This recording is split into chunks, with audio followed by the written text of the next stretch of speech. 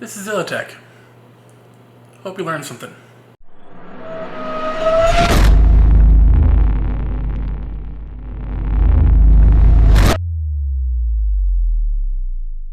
What I'm doing today is I'm going to be building a Plex server.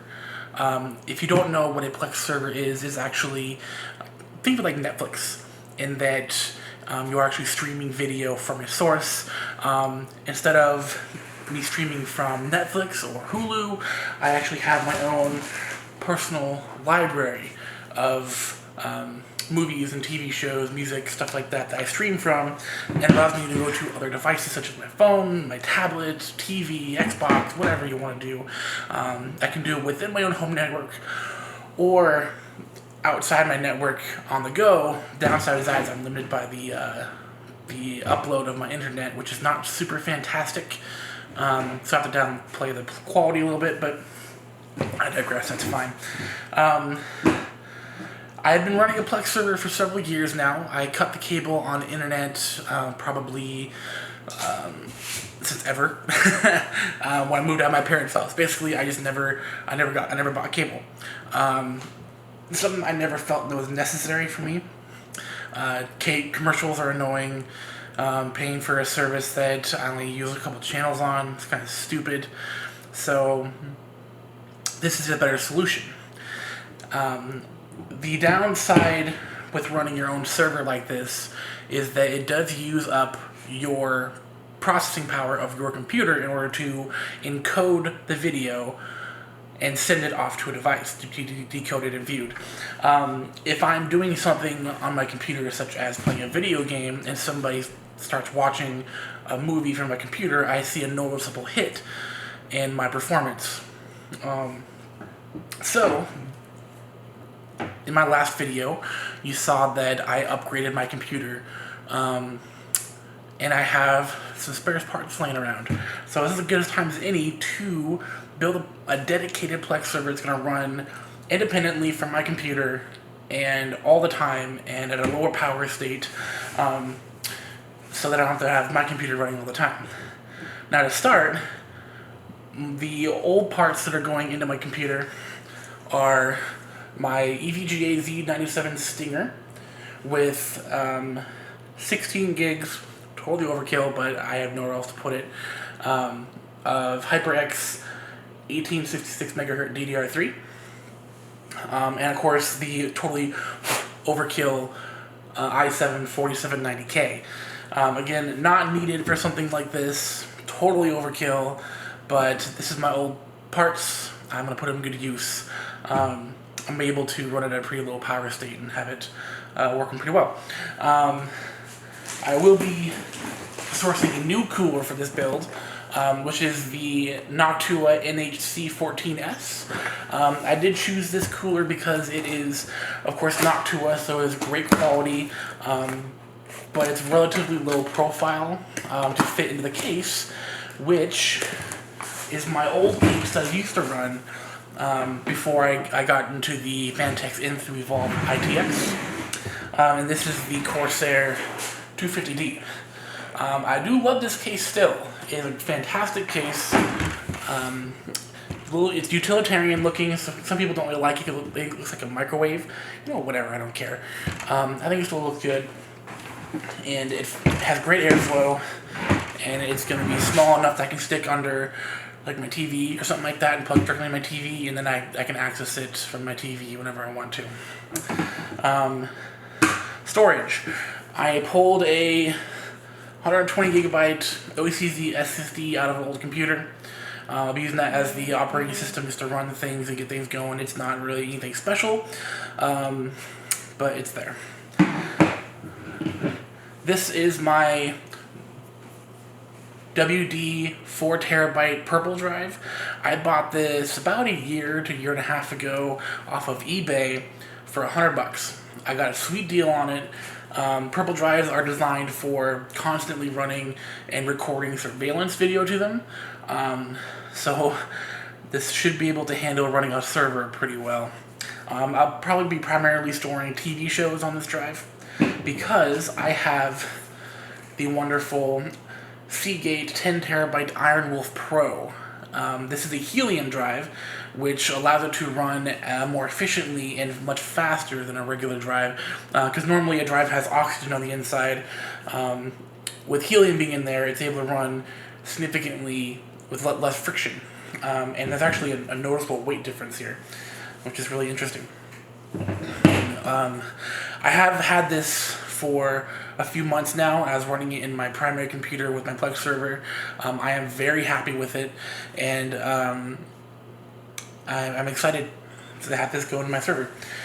So those are the drives. The only thing left here is my old power supply, which I am running. It's just a Rosewill 80 plus platinum. I think it's 750. Yeah, 750 watts. I think it's a. Oh, I forget the name. Doesn't matter. It's 80 plus platinum, 750 watts. Totally overkill for just running a processor and a couple hard drives. But again, this came from my old build because I upgraded to a custom sleeving set EVGA power supply that was titanium rated. So I have it laying around. I'm going to use it. So let's go ahead and get started. I'm gonna walk through this with you guys for people that don't know how to build a computer. The only thing different here in what I'm building and from like a normal gaming computer is I'm not putting a graphics card in there. So let's go ahead and get started. Let's go ahead and get started in disassembling the case here.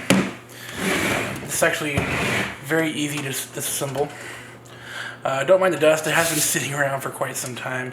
I'm not going to care that much about the dust, considering it's not going to be a showpiece, anything like that. It's just going to be sitting under a TV and running a server.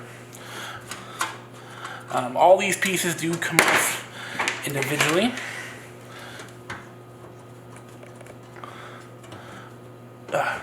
These thumb screws are tight. So, top piece comes off, side piece comes off, and this other side piece comes off as well. There's a better one.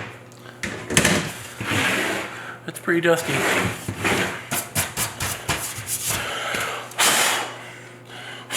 Yeah, well, not that big of a deal. All the front panel connectors. I am going to be attaching a front fan up here, and I haven't decided if I think I'm going to do just one side fan to exhaust it. But down here is the hard drive caddy. This is a pretty neat implementation, having access to it from the outside. That's pretty unique. Nobody else has really done that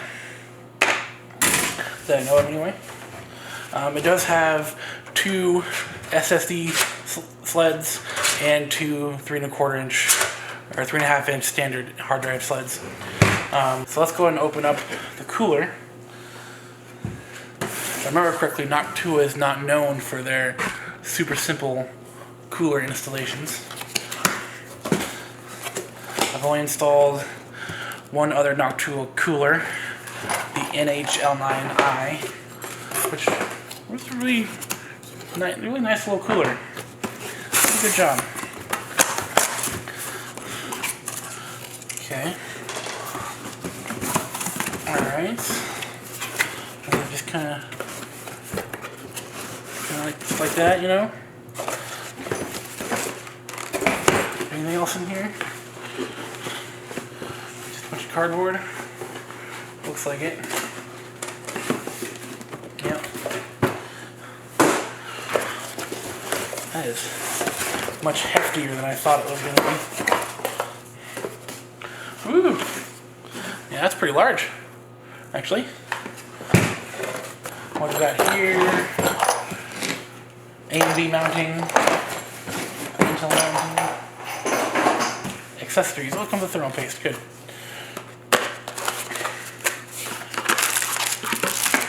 That is a big wrench. Oh, that's just a screwdriver. Okay.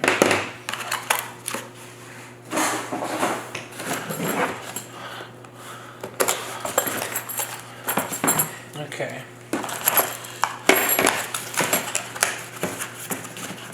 Alright. That's interesting. Okay. Alright. Secufirm, trademarked. LGA 5X.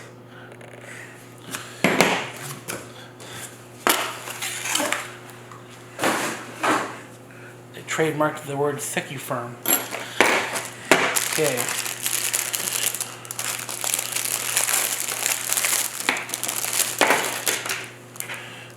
Low noise adapter. I will be using a low noise adapter. I do like those a lot. That's nice. Okay, so we start on this side. I'm gonna pull you guys in a little bit closer here.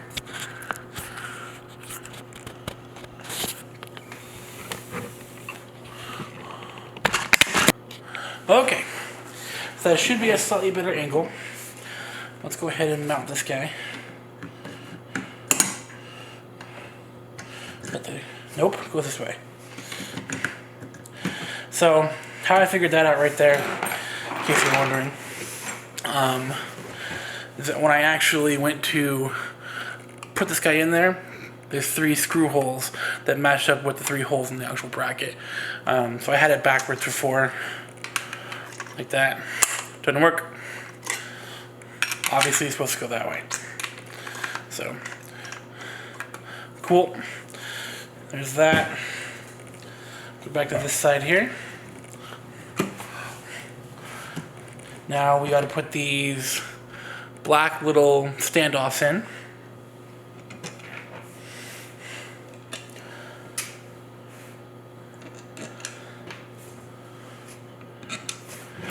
And then I gotta decide how I'm gonna mount this.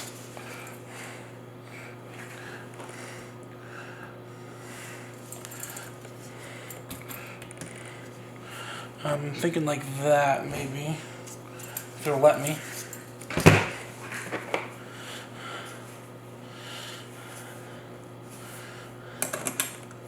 See if I can get away with that.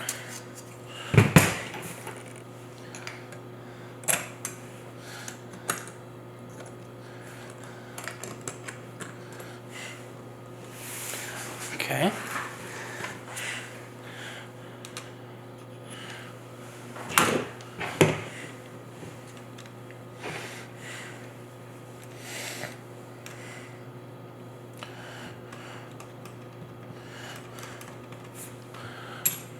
Now, once you got the brackets on, you just tighten down the screws to the Secufirm TM mounting system. Every cooler has a slightly different mounting system. Some of them are better than others. This one I feel like I am not going to have fun with.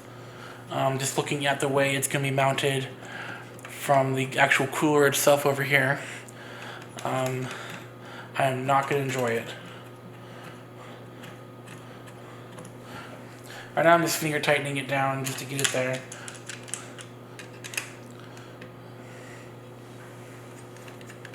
Covers ground faster. I'll just get the screwdriver. Doesn't have to be crazy tight. Like, you don't want to damage anything, so just kind of do it till there's some resistance. This is not a good head. And check it out.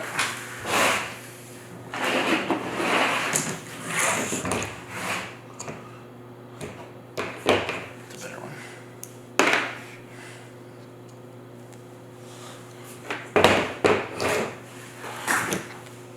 Man, this head's just going to strip everything. I don't want to do that. So we might as well.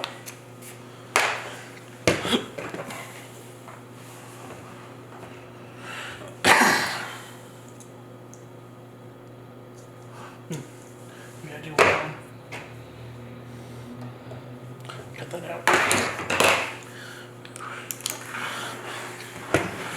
Okay, so this is the part that I know I'm not going to enjoy. I'm double checking here, so I don't know if there's any plastic there. I don't think there is. That's good.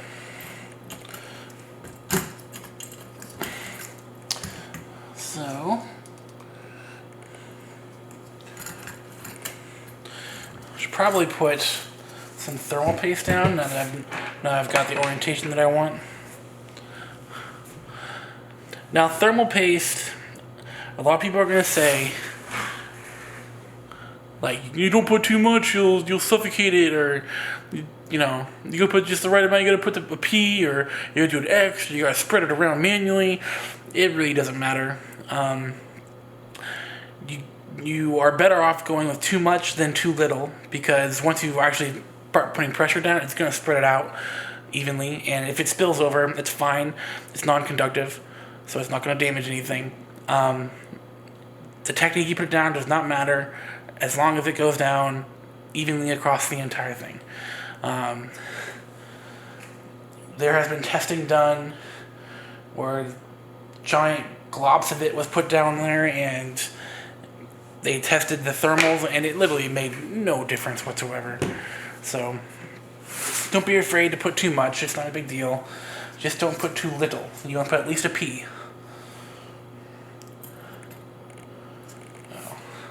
I have to use their proprietary screwdriver here. I don't even know if I'm lined up correctly.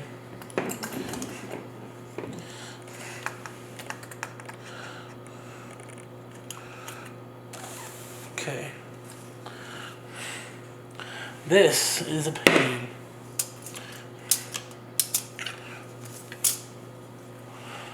You know what? Oh. I'm gonna unmount the fan here, and that should make it significantly easier.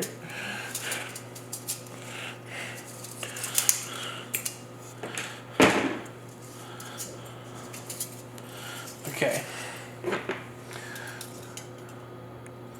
I can actually somewhat see what I'm doing. You don't want to go too hard on one side. You need to go back to the other side and even it out to get even pressure on to the bracket and onto the processor. Don't worry about cranking this down. I just felt it stop. I'm not going to crank it any further than that. It stopped right there. We're good. We're mounted. That's it.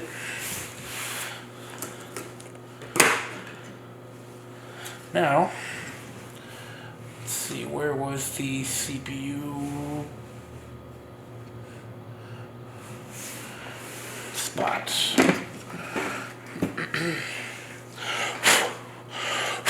Oh man, it's dust. Okay. On this particular motherboard, the CPU fan is right there. Fan slot. So I'm going to plug in the low noise adapter. Low noise adapter literally just slows down the fan. It doesn't harm anything, so don't have to worry about that.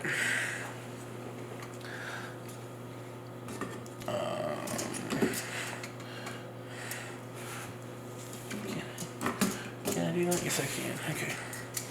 So I'm going to remount the fan. Easy enough. Fans are mounted.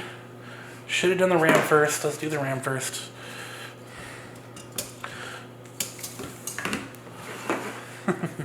This can be a tight squeeze. Tight squeeze in here. RAM is super easy to install if you haven't done before. It has a little notch right there. It has a little notch. That little notch will only go into a post in the middle of the RAM slot. So just gotta find which direction it goes and click it in. Pretty simple. Okay. Now the fan. Ta-da! Look at that. Look how compact that is. That's crazy. That is crazy. No cable management required. That cord is already pulled to its max pretty much. Awesome. Alright, now let's install into the case, yeah? Alright, so next I'm going to prepare the case to be mounted with the motherboard and everything. I think something I should do right now is mount the front fan. I think that would be something smart to do right now. Because as I fill up the case, it's going to be harder to do. So I'll pull out the fan filter and that front panel. And this thing's gotten a little bit bent up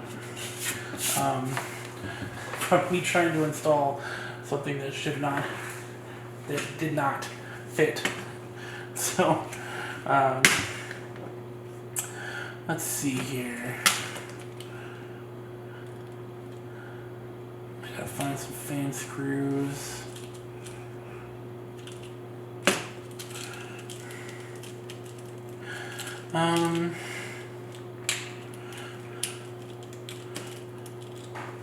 These ones work?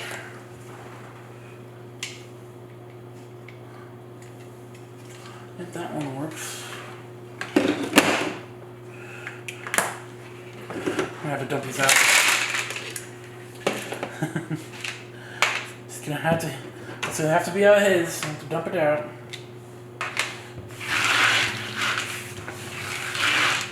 It's a bummer. Okay. So front fan. So it's a 140mm bitfenix.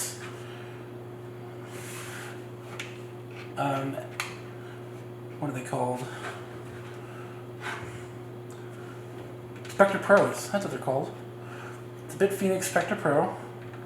It's got a white LED in it, and they're pretty good in terms of noise to performance. One of the best. Almost as high as Noctua, but not quite. Noctua is just the king. I don't know how they do it. Their noise to performance is ridiculous.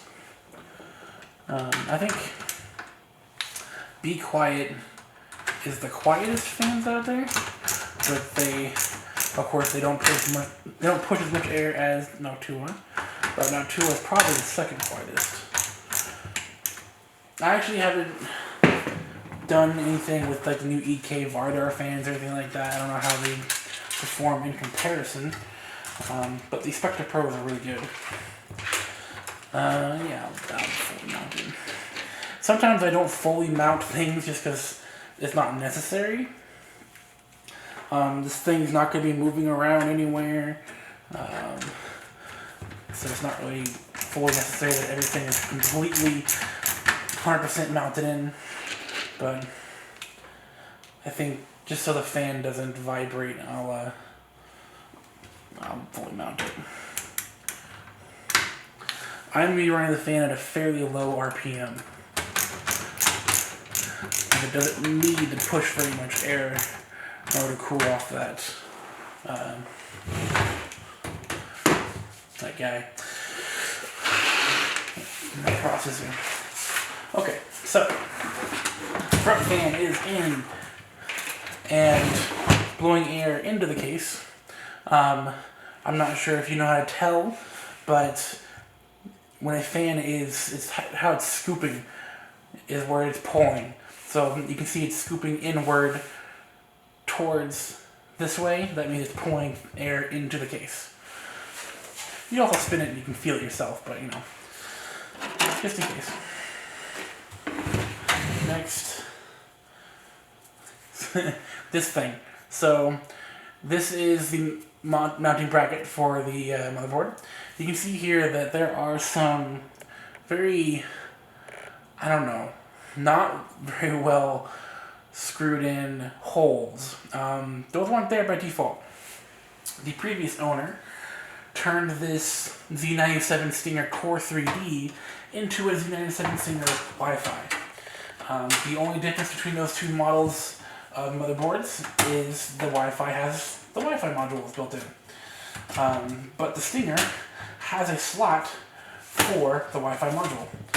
So you can save yourself a little bit of money if you have some tools and you can install yourself your own Wi-Fi module. It'll be cheaper. I doubt it's very much cheaper. I don't know what the actual savings was, but he decided to do it because that's what he does.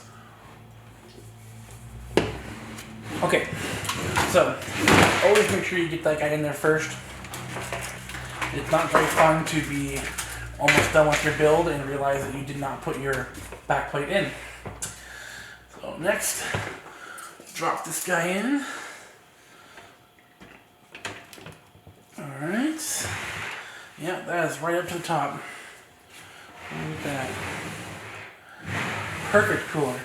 Perfect.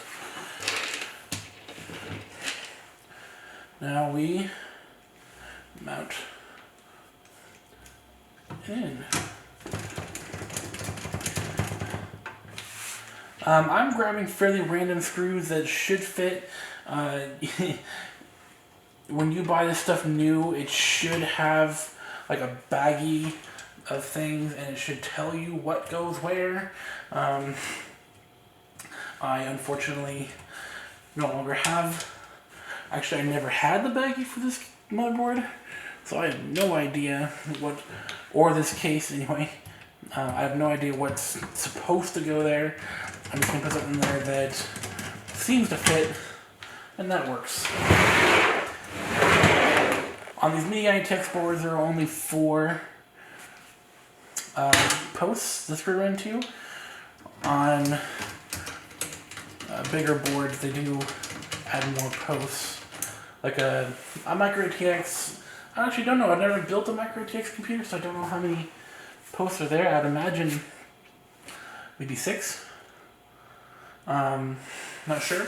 I know full ATX has 9. Big guy. I don't think any of these screws matched. That's okay, they all worked.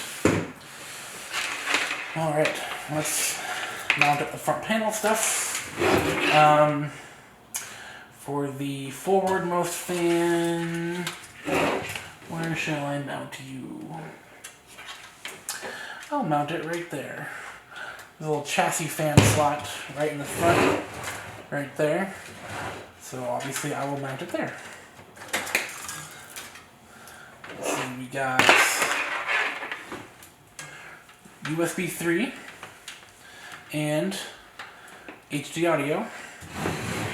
So put this guy around, if I remember correctly.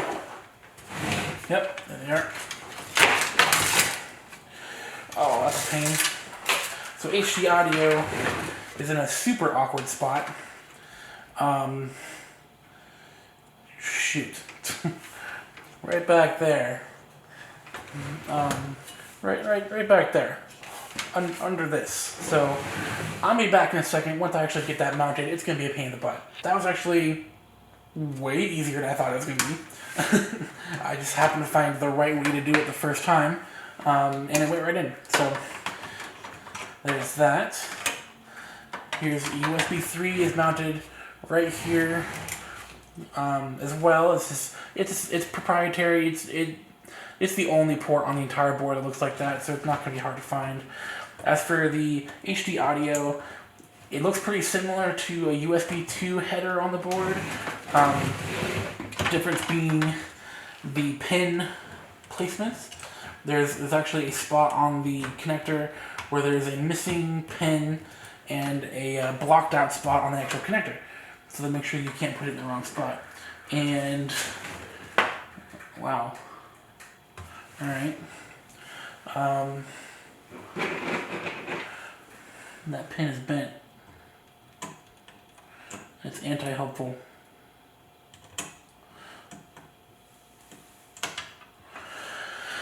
Okay, be right back.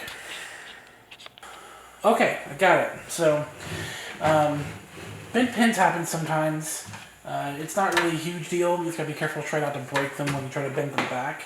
I used to use like a flat head, little tiny flat head to get in there and just bent it back gently. You just gotta be careful. Don't be too rough with it. You can break those pins off, and then you no longer have full functionality of what you're trying to do, or it may not even work at all. So, that was good. Nothing broke. Look how tight that is. That is a super, super tight connection right there. So, next piece is I'm going to be doing front panel headers.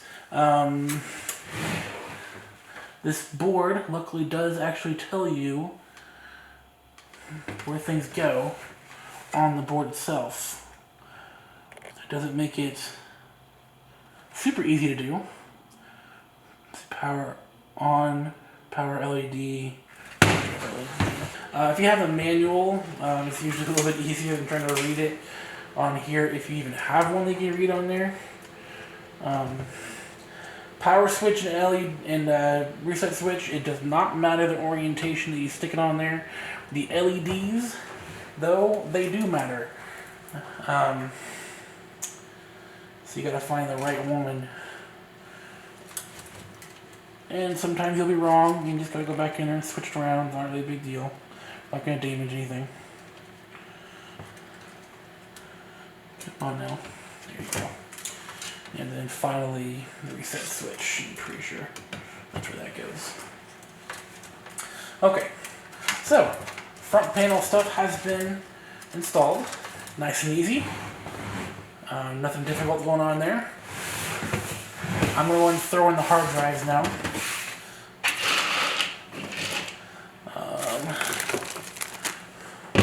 Actually, no, I'm not. I'm going to do the power supply. So this case does come with a mounting bracket for the power supply. So you mount this to the power supply, and then you can slide it in and use thumb screws to mount this to the actual case. I haven't decided if that is making anything any more convenient. I suppose it has its benefits somewhere. Try to bring this in view for you guys.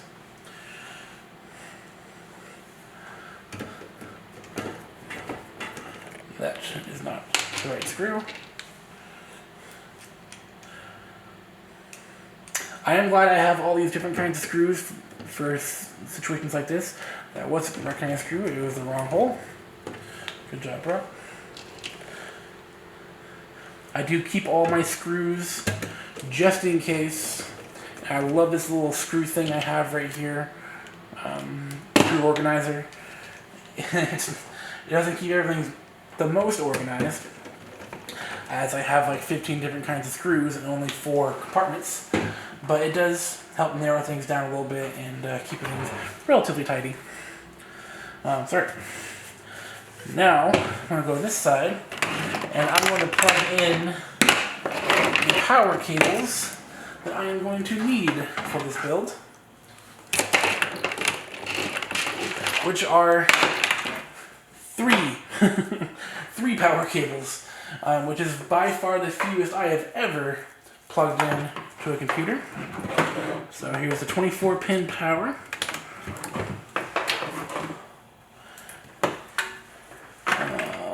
Let's see, peripheral for SATA CPU, 8-pin CPU,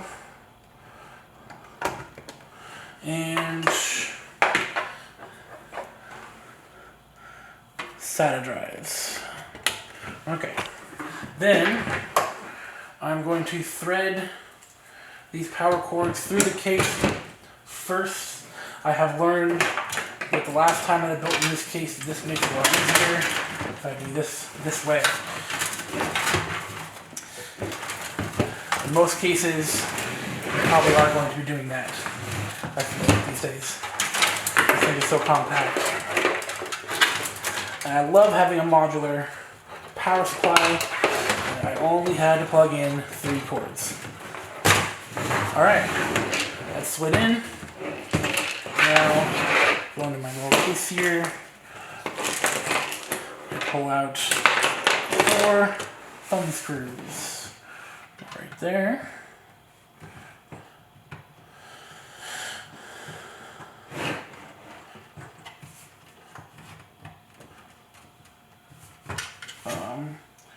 Alright, why is that not going in?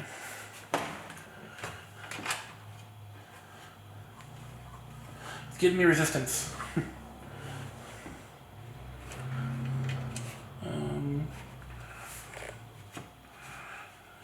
those two.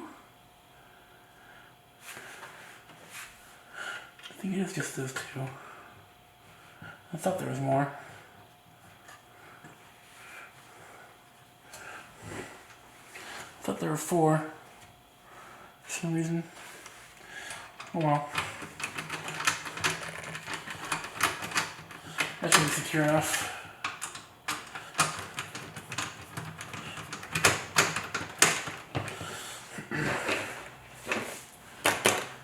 Again, I'm not moving this case anywhere once it's installed in there. So the next part, I'm going to install the hard drives, and I also learned this last time. I want to pull it all out.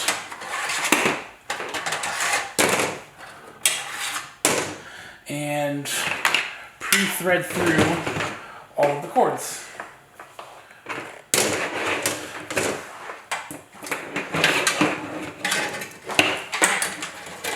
Just makes things easier.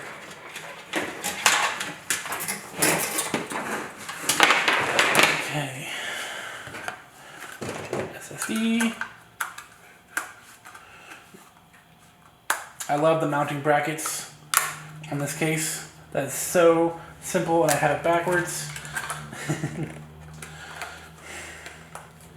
That is crazy simple.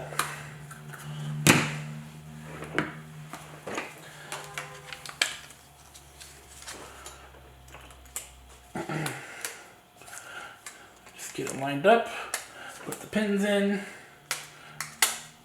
letter D, boom, it's in. Oh, pride and joy right here.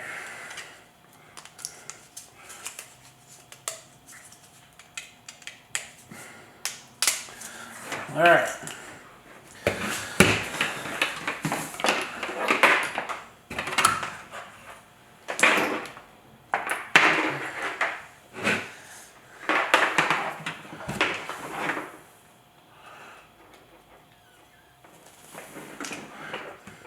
Plugging everything in here.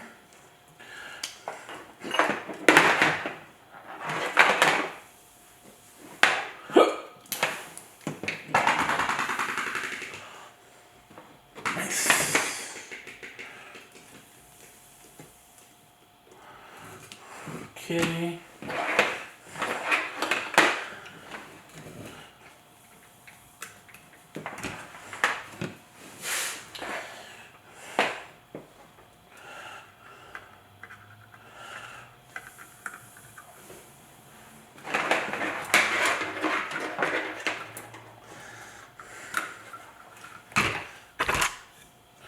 Okay.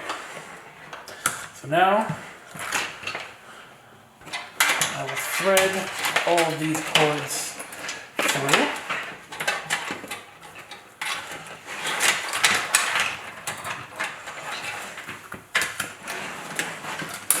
Like so. This is not super simple, but this should be still the easiest way.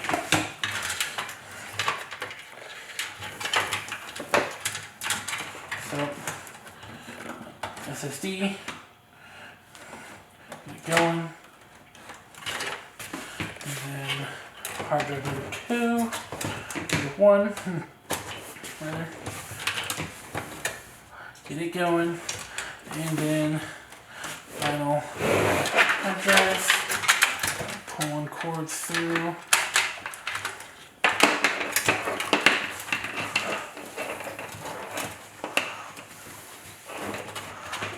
What are you latched on?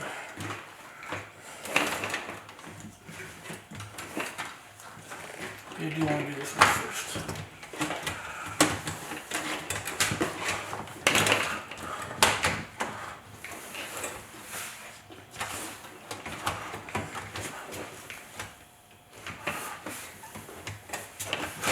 Aha!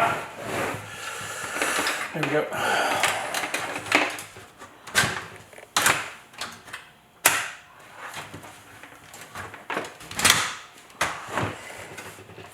Okay.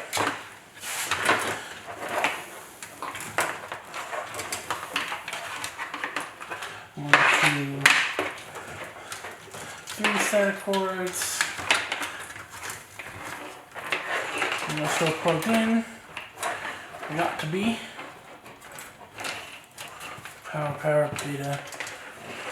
Power, data. Perfect. Alright. That's done. Now I'm going to go ahead and do 8-pin CPU. I am doing this a little bit sporadically, I guess. I don't know. I'm not doing this in any specific order.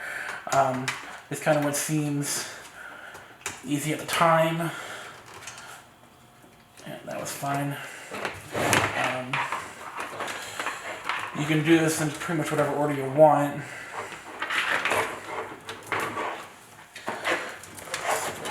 There. I'm not really going to have to cable manage this. There's not really a point. Alright, let's flip it around. Pull the SATA cords through here. So now this black one here is my SSD, so I'm going to try and make that the front one, number 1. Oh, got it. And then 4 terabyte.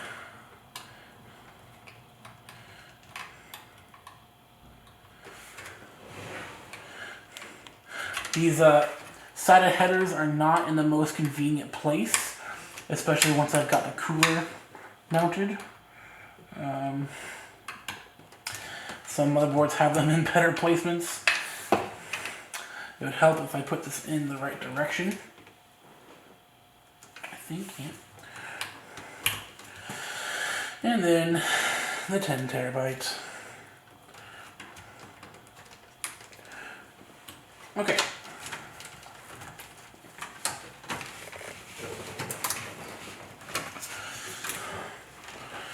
Okay. All right. Last thing to do is the 24-pin. This big guy. I don't know if he's going to be difficult or not. With this cooler here.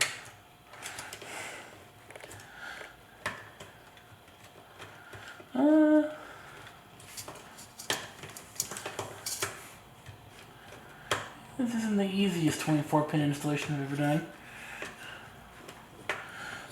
Come on. Work with me. Alright, perfect. Just slide right into place. There you go. Nice and easy. Everything's good to go here. That little back plate back on.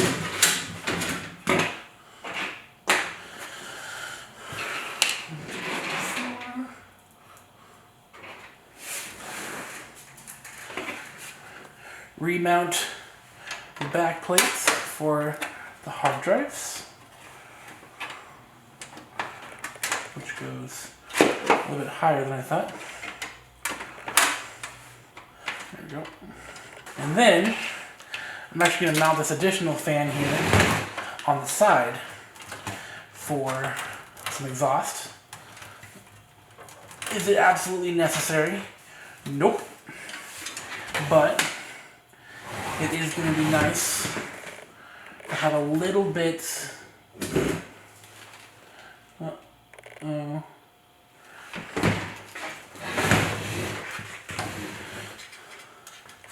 I'm actually going to plug it into the CPU optional slot and have it kind of running off of CPU. It's not a big deal. This will not be fully mounted because I don't know what I did with this bracket down here. It's for mounting fans and the liquid cooler which used to be in here. I did something with it, but I don't know what I did with it. So, oh well.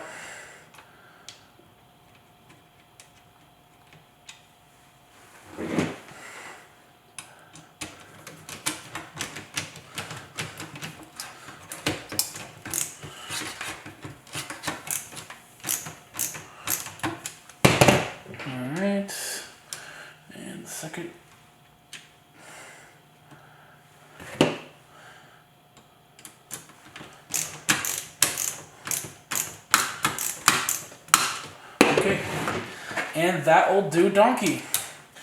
We have ourselves a Plex server.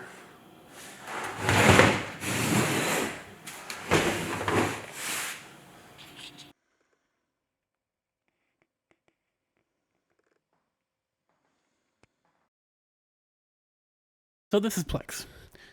This is what all that work is for, and this is the reason that I went through all of that to build something that I can do this separate from my own computer.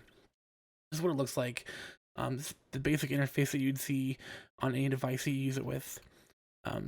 You see everything I have on my computer, and it does query and pull all the information for each of the movies and TV shows. Some of the posters aren't correct. They're just screenshots of the movies. I gotta fix that, but it usually does do pretty good with that. And it even has watch markers. You can tell what you've already gone through and seen, just like on Netflix. So this is why I did that. It's pretty cool. Thanks for watching.